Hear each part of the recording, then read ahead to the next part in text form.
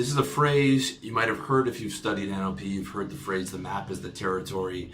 The original metaphor comes from the Copenhagen interpretation by the noted semanticist Korzybski, if I pronounced that right. Semanticist means semantics. It means the meaning of signs and symbols and words and things like that.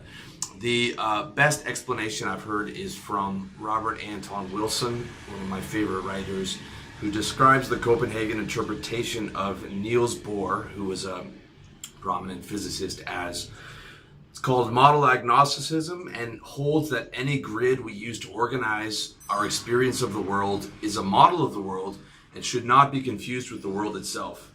Alfred Korzybski, the semanticist, tried to popularize this outside of physics with the slogan, "The map is not the territory." Alan Watts, a talented exegete of Oriental philosophy, restated it more vividly as "the menu is not the meal." So that's Robert Anton Wilson speaking out about Korzybski using "the map is not the territory." Alan Watts, another one of my favorite guys, saying "the menu is not a meal." And then those phrases were originally taken and put into NLP, and they've been used in personal development and things like that since then. So in my reality, the map is not the territory, but it's good enough to get you where you want to go. Okay? The menu is not the meal, but it's good enough for getting you what you want to eat. The same logic applies to your belief systems. Okay? Your beliefs are ideas, concepts, and things of that nature, but not actual physical reality, right? It's not that wall right here. That's not a belief, okay? But when you create the right beliefs, then you can get what you want in life, the health, the wealth, the women, the happiness, because they will lead you to that reality, to that territory. They're not the territory, they're the map of it, but they will get you where you want to go, okay? So the right beliefs become the map that will take you where you want to go. Therefore, a smart man makes his beliefs his bitch. Okay? I see a lot of guys, I hear a lot of guys, I read a lot of guys. They're running around, they're slaves to their belief systems, beliefs that haven't been examined since they were 13, 14, 15, that they've taken as objective reality that is causing them suffering. Okay? There are millions upon millions upon millions of people living in that reality right now with unexamined beliefs that are hurting them. Okay? Smart man is going to make his beliefs his bitch, okay? You don't have to be a slave to negative beliefs anymore, because beliefs are malleable. And you don't have to be a slave to scientism anymore, because you can become an authority on your own reality. And why should you be a slave to scientism? Even the best scientific minds have admitted that they don't know what they're talking about anymore on the metaphysical level. Okay? Science does not have a monopoly on truth. Scientific facts are nothing more than the best arguments determined by the agreement of the high priests and their peer-reviewed journals. Okay? Scientific truths are merely the opinions of a handful of men, nothing more, nothing less. And those arguments are constantly being destroyed by newer arguments. Okay? The strongest argument survives, thrives, and outlasts and dominates and destroys the older argument, okay? They tell us something different every century, from physics, Newtonian physics, to relativity, to quantum theory, to string theory, to simulation theory, and they're not even sure anymore. Now they're just positing ideas and theories, okay? At one point they thought they had objective facts. Newton thought he had objective facts, but they're not even sure of that anymore. And that doesn't come as a surprise to me, because trying to grasp reality is like trying to grab the air. It's right in front of you, it's all around you, it's been around you since you were born, but the second you try and grab it, it's gone, right? The second you have that answer, you have more questions. You have a newer, more powerful answer, you get more powerful, newer questions. It's always just out of your reach. You always can't quite grasp it, okay?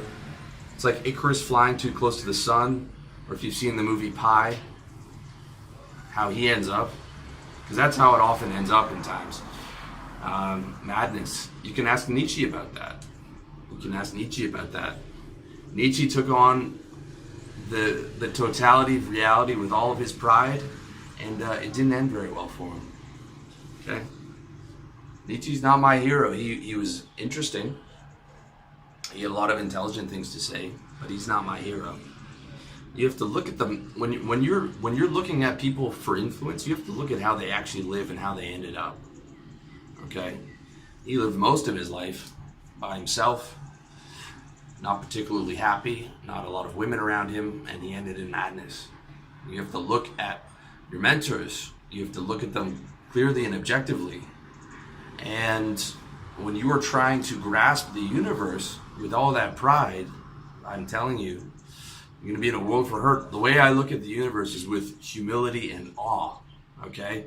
I can't help but bow down before our Creator and what He's created. And when I want metaphysics, I don't turn to science, I turn to His emissaries. Because not only do they have better models, but they have an end game.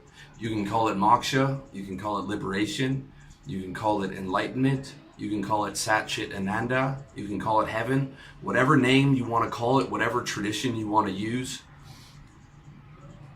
I like happy endings, and I believe there's a happy ending in this game we call life. But don't get me wrong, okay? Don't get me wrong. I'm talking about metaphysics here. I'm incredibly grateful for applied science, and the technology and models we've been given through that discipline, okay? Gravity tells me not to jump off this balcony right here, okay? Hospital over there exists to nurse me back to health, all right? I'm not going to a naturopath if I break my arm, okay? I'm not anti-science. And I'm speaking to you through the miracle of the smartphone right here on the internet. All those models and technology have added tremendous value to my life and tremendous value to your life as well. I'm just not a slave to scientism, especially in the realm of metaphysics, because scientism can't speak with any certainty in the realm of metaphysics.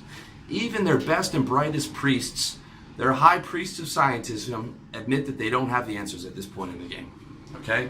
And how could they when their best men don't have experience of that ultimate reality? Because how can you measure reality, and where is science without measurement? How can you measure what existed prior to time and space? How can a universe be created out of nothing prior to time and space? Why are even the smallest particles that we can examine under a microscope still separated by space? What puts breath in my lungs and your lungs? What caused me to incarnate into this body of flesh right now that I'm speaking to you through?